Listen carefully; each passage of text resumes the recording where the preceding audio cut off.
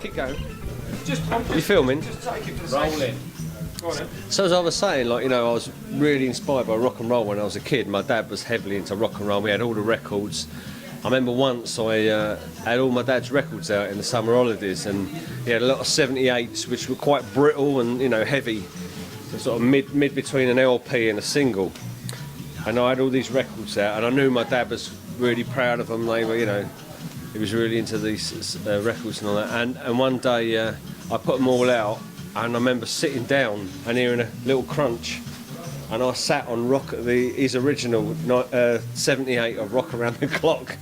And I remember, you know, and telling my mum and getting all upset, and I dreaded my dad coming home that night, and he was fine about it. It was like, you know, oh, it's only a record, mate, don't worry and all that. Shit record, isn't it? Well, you know, but it was one of the first though, wasn't it? You know, Rock Around the Clock was one of the first sort of records. But yeah, just to show you, even though I'm a mod and that's my thing, I've got a couple of little tattoos just to show you, you know, how I was inspired by rock and roll.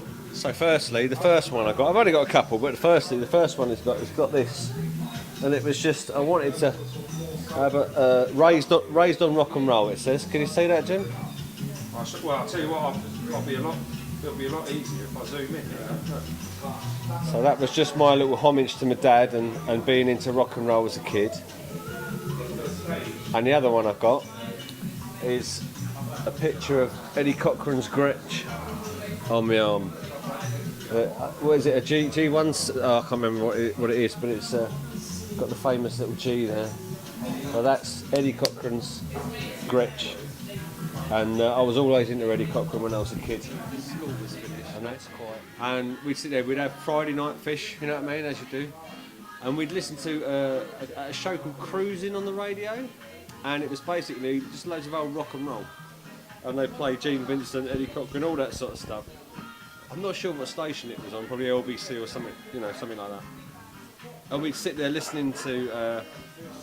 We would be eating our dinner and Gene Vincent would come on, my dad say, "What's that, Dan?" And I'd be like 7 or 8, you know what I mean?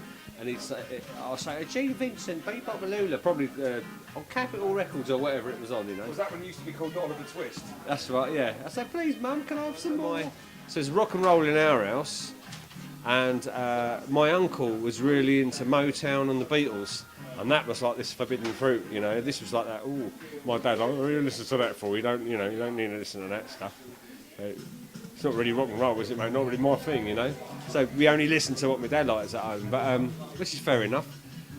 But yeah, the Motown stuff, I sort of, as I got older, started listening to that and really got into Marvin Gaye and Smokey and all that. You know, that was like a different side of it. You know, how long do you want me to go on, Rosie?